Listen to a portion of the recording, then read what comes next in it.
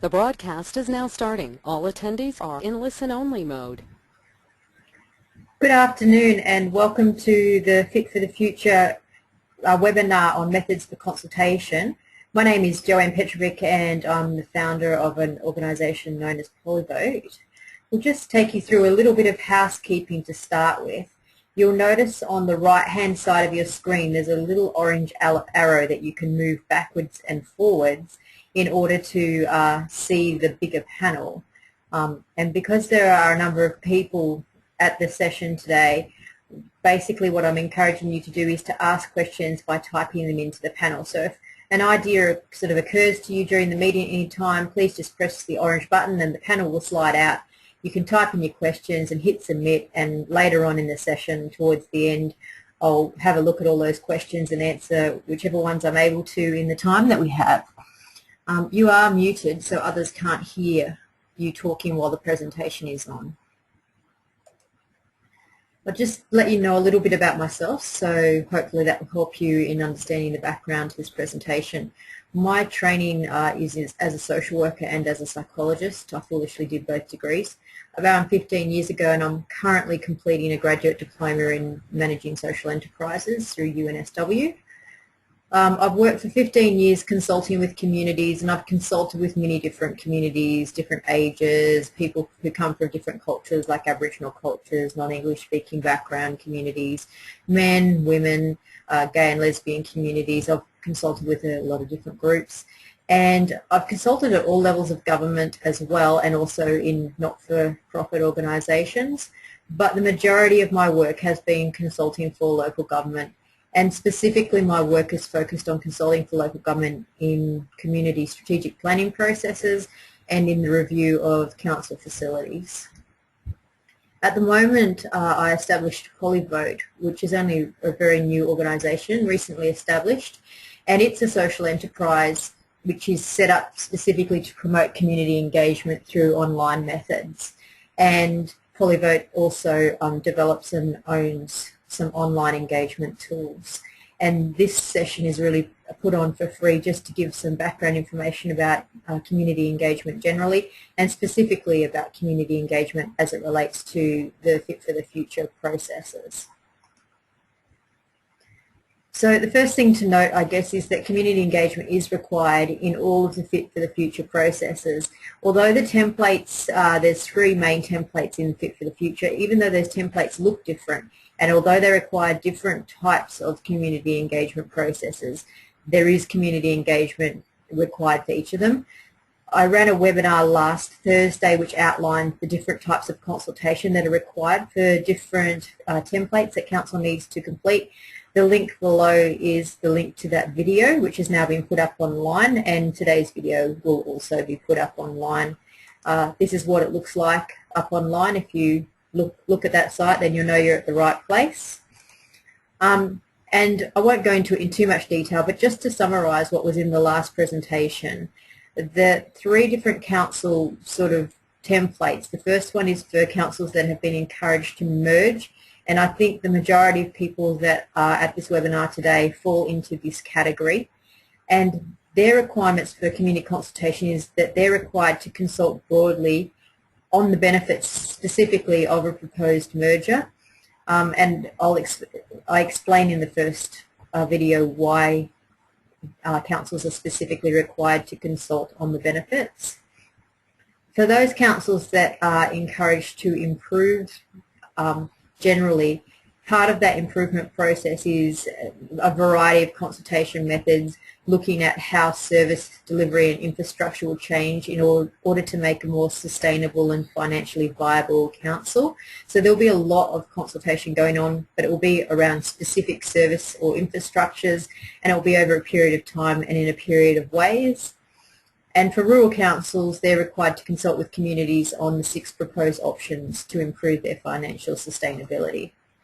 And just to summarise the concept around community engagement in the Fit for the Future process, there's this quote from the Fit for the Future, a roadmap for stronger, smarter councils, and it says, a Fit for the Future council is one that is sustainable, efficient, effectively manages infrastructure and delivers service for communities, and has the scale and capacity to engage effectively across community, industry and government.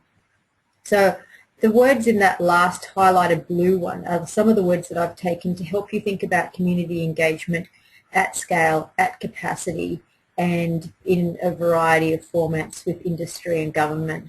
So today what I'm planning to cover is what is an effective and efficient consultation, what does that look like and how would you know if you were doing it, and what helps give consultation scale, i.e. you addressing more people rather than less, and what also gives it capacity, which is another way of saying how can you run it again and again and again within your financial and staffing constraints. I'm also going to outline specifically some technology options that are currently available for consultation, and don't worry, none of these are specifically related to Polyvote, just ones that are generally used at the moment across the community. And I'm going to make a comparison then of the recommended fit for the future consultation methods against the criterion of effective and efficient consultation and scale and capacity. So just for those who didn't get to see the last presentation, the recommended consultation methods that are listed by the Department of Local Government in the templates are brochures, websites, social media sites, public meetings and surveys or polls. These are mostly recommended from template 1, and template 2 and 3 are fairly silent on exactly how they think the community should be consulted. Template 1 is a little bit more specific, and that is for councils that will be considering a merger process. Or, I might add, for councils who have been told to consider a merger process. So we'll start with effective consultation. This map should look familiar to you because it comes from the Integrated Planning and Reporting Framework, the section on community engagement, and that was stolen from the International Association of Public Participation. And there are two main concepts to get from this table. The first one is that better and more effective consultation occurs when there is feedback, so when there is dialogue happening both ways. So it's not just about a council putting out information, it's also about the community giving information back to council, and both of those things have to be happening in order for a consultation to be effective. And the second element, I guess, of effective consultation is the increasing power that the community has to make the final decision and to have the final say. And that's a really strong theme throughout the Fit for the Future process. So to take this same table and to get rid of some of that smaller detail, I'll go to the second slide, which talks about where councils generally sat in relation to this effective consultation. So before Fit for the Future processes, back in the days when community strategic planning was coming out, a lot of councils were in that informed stage where they were simply meeting legislative requirements to, promote things in the local newspaper for 28 days, those types of things. All councils were pushed to start working towards involving communities, at least in the development of creating the community strategic plan. And I guess they were also being encouraged to consider the next sort of phase, which is the collaborative phase. As you can see here, it says this is the preferred level with structures established for ongoing community engagement. So we'll just go back and have a quick look at the collaborative phase of consultation. And the collaborative phase basically says that you partner with the public in each aspect of decision making, including the development of alternatives and identification of the preferred solution. So we'll just move through those effective consultation slides. So that probably gives you a pretty good summary of what's effective community engagement. The two elements: the community has power to make some final ideas and decisions in the process, and the discussion is a two-way process between council and the community. It's not just simply council putting information out or the community putting information in. It's both directions, and it's usually out and then in and then out and in, or the other way around, that this process goes in a cycle for some time until the community and council have reached a common understanding. So I guess the next question, which is pretty obvious to follow the first one, is how many people do you consult with such a long process involved? And there's a couple of different schools of thought around how many people you should consult with. So the first one is about consulting with what is considered a statistically significant population. Now this idea really comes from researchers, psychologists, those types of groups, scientists generally. There's another school of thought which probably comes more from the political front, which is about politically significant consultation. So how many people would be required to swing votes, say for a councillor or for a mayor or for a state member. So in the case of template 1, a politically significant decision would look like there would be enough people behind that decision that it could affect the vote of the state member. So the state government would have to consider what the population wants. Whereas, for example, if you're deciding on closing a local park as part of template 2 to become more financially sustainable, you'd probably consider a politically significant number of people to consult with, something that would either swing the votes for a specific councillor or potentially for the mayor, depending on the size of the park and the location that it would be in. And I guess the third school of thought around how many people to consult is really the community engagement school of thought.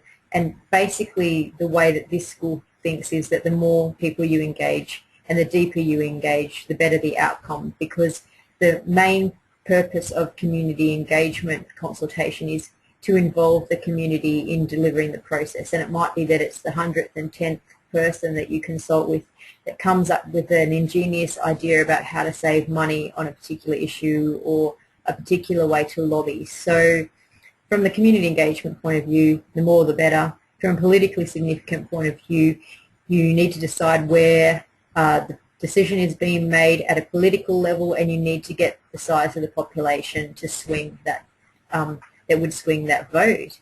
And I'll just go into statistically significant a little bit further. I know I've got a couple of these different councils on the line, so I've selected these ones out specifically to look at what would be a statistically significant number of people to consult with. So in Byronshire Council, it's got a population of around 32,000. This was in the 2011 census, so it might have altered a little since then. Statistically significant numbers for that community would be around 380. Now those 380 people would have to be randomly selected from a list of names, and you would be wanting no dropouts effectively to get really good data. And that, at the end of the day, if you surveyed 380 people from that sort of size population, you could be pretty confident that within a 5% range, say 40% was supportive of a merger or against a merger, you'd be confident that between 35 and 45% of the population felt that way. You'll notice that these other councils, Dungog, Junee, Murray, Narrabri, Richmond Valley, Tenterfield, even though their populations differ quite significantly, the statistically significant size of their sample doesn't really vary that much, between 360 and 380 people. So I'd encourage probably all the councils, if they're planning to go for a statistically significant and they're planning to randomly sample the population to get their opinions on a matter, to go for around the 380 mark of their population. There's more details on the website that I've listed on the left that talks about how to sample population sizes to get an idea of what the population as a whole thinks. So I guess the next question that comes naturally from this is, how do you actually get this list of people to randomly sample it? And there's a couple of different ways that you can do this. Obviously the one that's probably most available to local government staff is the rates notice list. Main issues, I guess, with the rates notice list is that it doesn't really list very well people who are renting within the area, and it includes people who own property in the area but live outside the area and may have quite different views. So in terms of ratepayers, this is quite a good list, and this is a decision that the council will need to make about who exactly within its community it's wanting to consult. The second option, and this is probably more available to mayors and councillors, and even then they would probably want to check with the Electoral Commission, but during election times in particular, councillors get access to the electoral rolls. So this is probably a better representation of the people living in the area of the local government. It includes all of the people who are living in rental properties, and it excludes all the people who are owning property in the area but don't actually live in the area. It's a little harder to get hold of, but it may be more accurate for a voting population. The third way you can contact people is, for example, through Australia Post, which does have a generic to the householder type process where it can distribute out surveys across the population in a postal distribution. There is some costs involved in that, and we'll go into costs later on. And you know, they're not obviously as specialised in. It's very difficult to randomly select out of a postal distribution. However, it is a way you could contact the whole of the population. The phone book is also a possible method that some people do use, and especially people who are doing phone-based surveys, which can be done either by paying people to sit on the other end of the phone and ring, or can be done via technology as well. There can be automatic surveys that are rung up with computer program recordings. The main trickiness around this is some people have silent numbers. There's usually a lot of data entry required because it does cost quite a bit of money to get this all neatly listed out in some sort of digital format. And also the council would need to get some legal advice and take some care on those people who might have listed their numbers as no-call numbers. The last way to contact the population is probably the most difficult in the short term, but the most easy in the sense of ongoing communication with the population. And that is really to get the population to sign up to a list that you create as a council. You could use social media advertisements on things like Facebook and Twitter. So Facebook advertisements to cover a local council area, probably around less than $100 to cover a couple of weeks, and would hit a lot of people in your council area, but you are relying on them to sign up. You can also potentially put ads in the paper or on the radio encouraging people to sign up for your list. Now that could be like a newsletter list at the council, and then you could use the methods above and send out letters encouraging people to go on and sign up for technology. So what type of consultations then of the different types that are available are the most effective? We'll take you back just briefly and remind you that effective consultations are those that have feedback both directions and that give some power to the people. So starting at the top, which is the worst, and therefore has an unhappy face next to it, and working down towards the bottom, which probably should have a happy face drawn there. At the top, advertising really gives very little opportunity for the community to give feedback, and it also has very little opportunity for the community to have any power over decision making. Council can put information up on its website, again very little power for the community. Same thing with media releases, and it's really not until you hit sort of 4 and 5 where the community can start giving some feedback. Newsletters don't give particularly good feedback. Surveys do tend to give much better feedback, and I've listed those two together because the online email versions of both of them can be linked together, so you can have a newsletter that includes a survey that's either posted or online. And in fact, it's fairly difficult and unwise to put a survey together without some explanation and therefore some sort of element of a newsletter to explain what it is you're surveying about. Social media can allow a lot more comments and feedback, so in terms of effectiveness it can be good. We'll go into some of the challenges with social media later on. One-off public meetings, often you can get good feedback, but it does depend on how you run the public meeting, so we'll go into that in more detail. Working parties you do often get quite good feedback from, but they're quite resource intensive.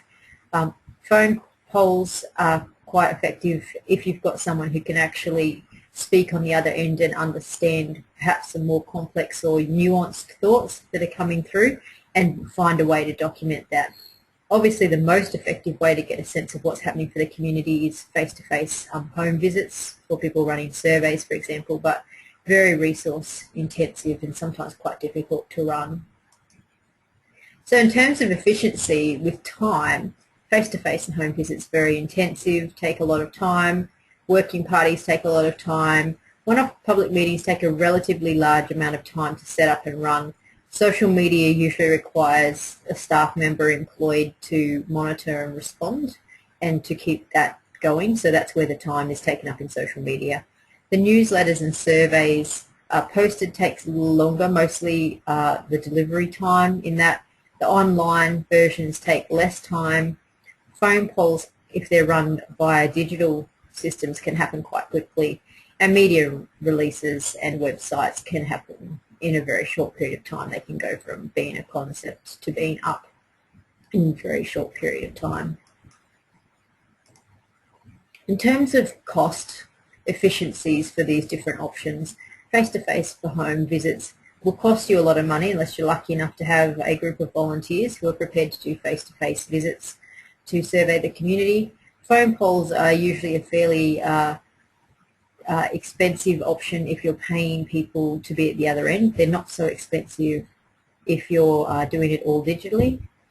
Ongoing working parties usually cost a bit in terms of assisting that organisation with their minutes, with rooms, those types of things to continue. Newsletters and surveys cost, especially posted, it can be quite expensive, mostly printing and postage costs. Advertising, there's costs associated with that. One-off public meetings, it depends on if you own the facility, if you're catering, if you're providing childcare. All of those things can add to the cost of a public meeting. Social media, the cost is really in the wages for the social media people involved, and also potentially in some advertising with social media. And newsletters and surveys, online and email, usually pretty cheap to run once you have initial membership of a site that allows you to do that. And I'll go into some options around that later. And media releases and websites, especially if it's your own website, usually costs very little to maintain and keep going.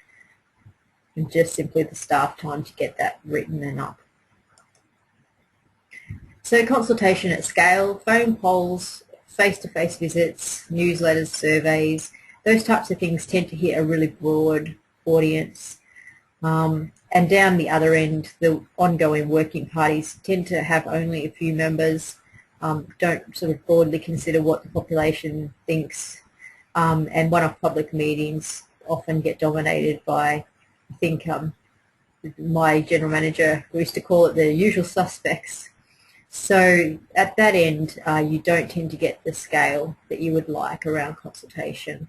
And in the middle, you get advertising, websites and media releases. So then it's a bit potluck about who sees the ads in the paper, who's looking at your website, who's listening to your media releases. Sometimes those things are picked up quite well, and other times, as I said, it's quite potluck and there aren't many people involved.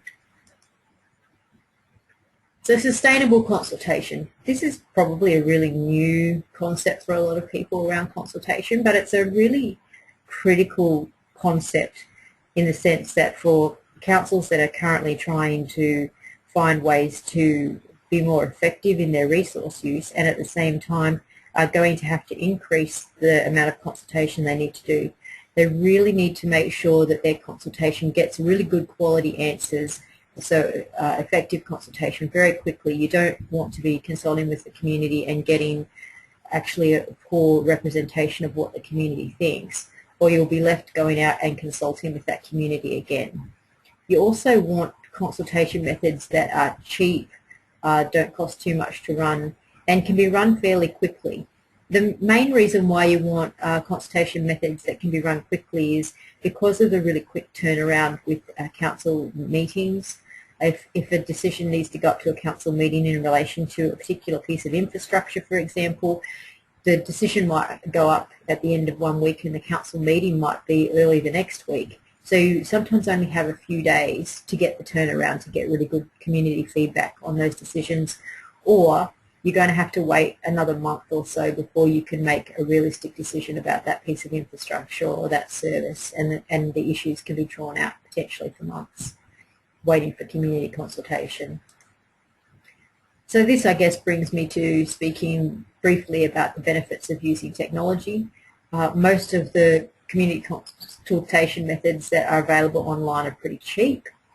They're fairly repeatable because usually a membership will cover you for a year or so, and the turnaround is quite fast. Usually after you send an email, more than 90% of the responses come within 2 days of having sent that email. So you get a very quick response to your question. A lot of the technology negatives that people speak about is, I guess the first one is the one that people find the most concerning, is that it costs more to set up. And by setting up, what I mean is getting people to participate. Now that's not always the case. Sometimes these things become sort of overnight internet sensations. If you're lucky, there'll be 1,000 clicks on it. But more likely you're going to have to work slowly to create a list of emails of people in your local council area, maybe from your newsletter or something else. And it takes a while to get that list set up. And that in the past, technology did require specialists to create and establish. Nowadays, even in the last 2 years since I've been working on Polyvote, the types of technology that are available to consult with communities are improving rapidly. The cost is decreasing all the time, and they're becoming much more simple and intuitive. The other major objection to technology consultation is usually the concerns that some people will be excluded. And I thought I'd spend a little bit of time on that because I know there is some validity in this issue, but I also know there's some other ways to think about it. So again, I've brought up the councils that I knew would be online. Not all of them are here, I'm sorry about that, but I've just pulled out a couple. So let's take, for example, Byron. In the 2011 census, this is a count of households as opposed to population, so don't get a fright. So in Byron, at that time, there was 14,570 households. Now, of those, 5,459 didn't have internet connections. However, 9,111 did have internet connections, which is 62% of the population. And I know people sort of look at those figures and think, well, that's a lot of people who don't have the internet, and that is true, but actually there are more people who do have the internet, and the internet does give the capacity to consult with thousands of people at a time.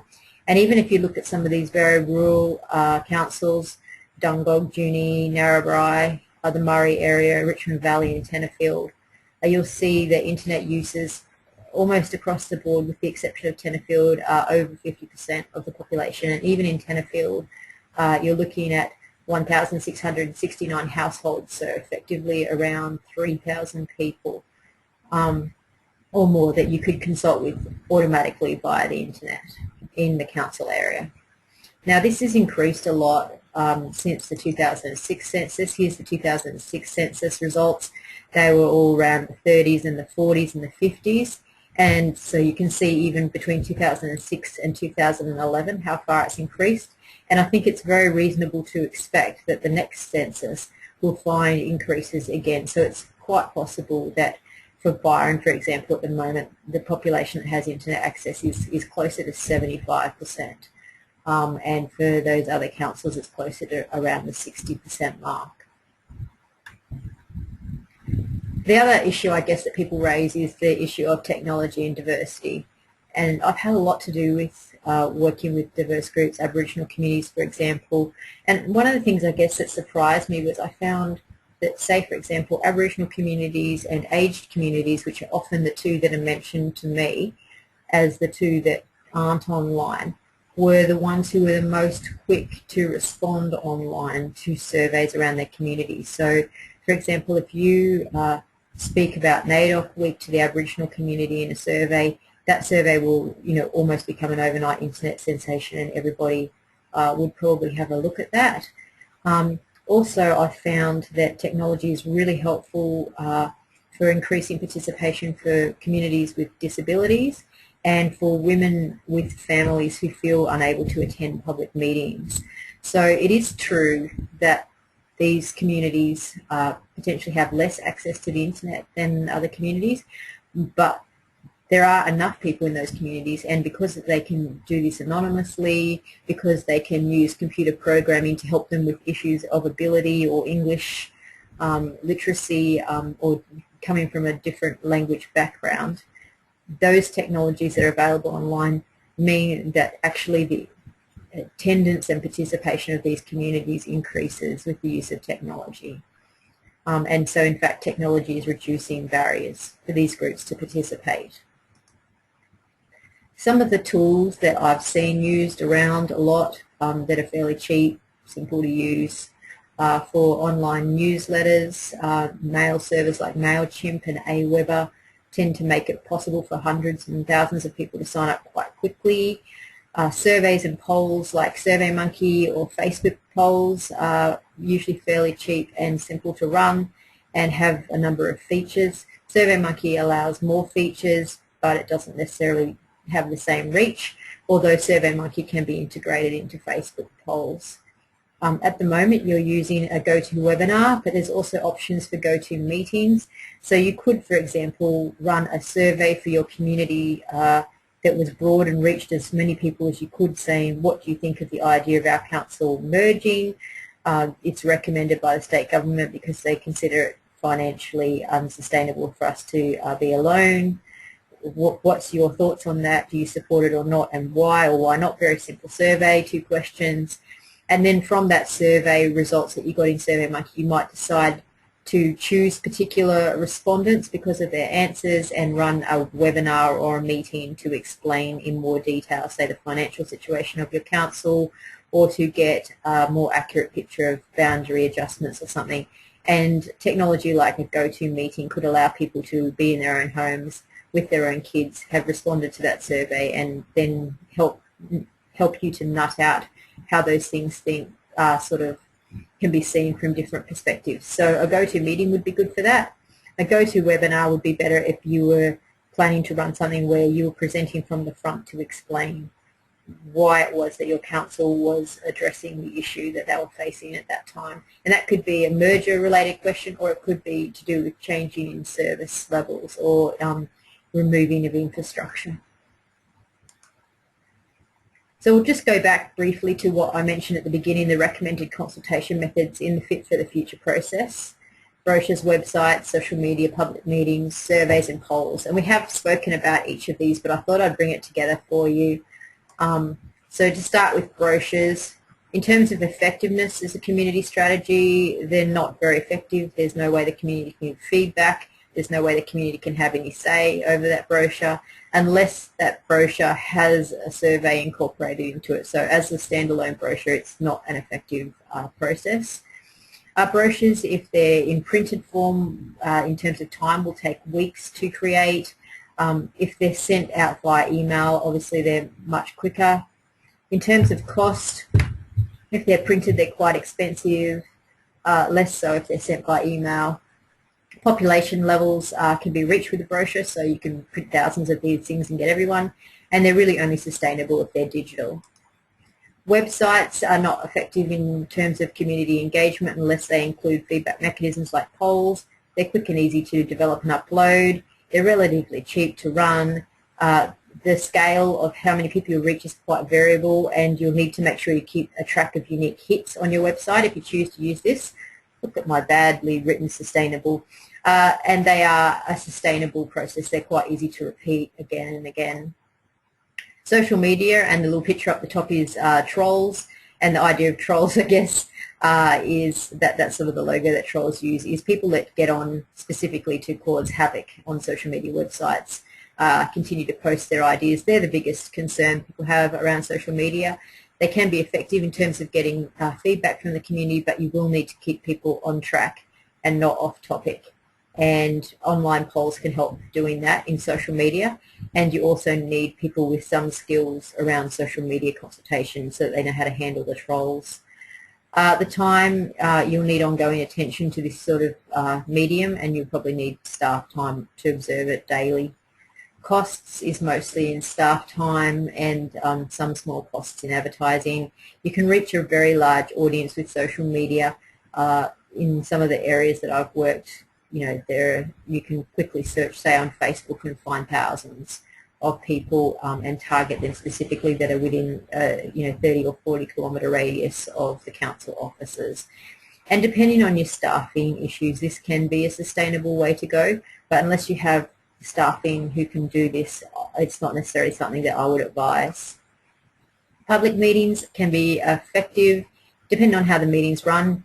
If it's run, for example, as a World Cafe where there's little groups sitting together and one person taking notes and then they move around, That can be quite an effective way of getting good feedback from large numbers of people. On the other hand, if it's one person presenting up the front and taking questions from the floor, it's very unlikely you're going to get a real feel for the community. You're just going to get a couple of people who have a particular issue that they want to raise, and that will make it far less effective. These take some time to organise, to promote, and then to run, so they're not something you can pull off very quickly. And they also take quite a bit of time to write up at the other end, because inevitably you're not using any form of technology at these meetings. You're probably using butcher's paper or notepads to write up people's thoughts. Costs for public meetings can vary, but it can include booking rooms, catering and childcare.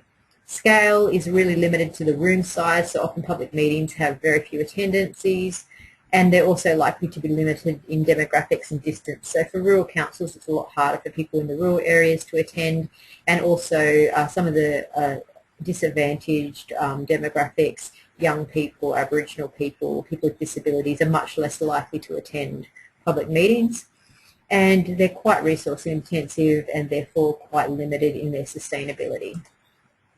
Surveys and polls are better ways of getting responses. However, question construction needs to be given some thought, and you might need to have more in-depth conversations with smaller groups once you've run a poll, and then you need to understand exactly what the results mean. They can be put up relatively fast online, but if you're planning to mail them out or place them in a newsletter, you're going to have to allow weeks minimum for a response. They're cheap if you do them online, but they're quite expensive if you do them by paper. So I'd encourage you, if you do it by paper, to ask people if they do have an online address, and to ask them to write down their email for future communications in order to make this a one-off expensive process before it becomes cheap. You can cover large numbers with surveys and polls, and if it's online it's sustainable, but as I said, if you're doing it by paper it's not very sustainable. So in summary, I guess good consultation is a two-way process that gives more power to the people, and it's also an ongoing process. And because it's ongoing, techniques need to be chosen that will be cheap, fast and repeatable in terms of consultation, and technology can assist with that. So in the future, I guess, a fit for the future council will have ongoing consultation. It will have community feedback and voting mechanisms using technology established into its day-to-day operating systems. I'll just take a moment now to have a quick look to see if there's any questions that have been written. There's one question here at the moment from James. James said, can you provide feedback on random surveys? Our council would like to do some face-to-face interaction down the street. I guess that comes back to that point that you raised, James, about the point that I raised earlier about the difference between politically significant results and random results. So if you are looking for a politically significant result, or if your councillor is looking for a politically significant result, and they're wanting to have an influence on, I'm not sure, I think your council is a council that has had a recommended merger.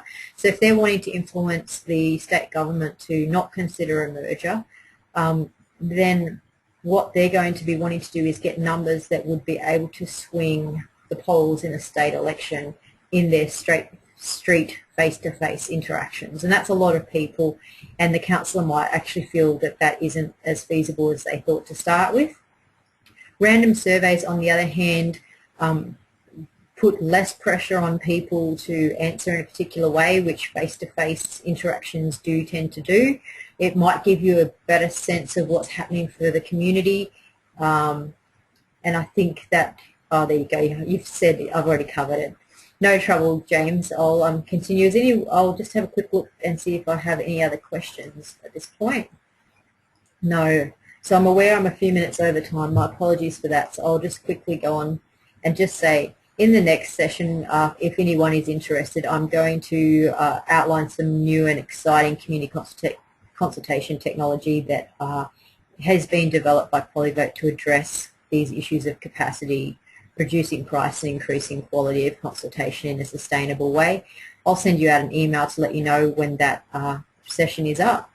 And other than that, I really want to thank you for your attending. I'll make sure the video of today is available, and also handouts are sent to you.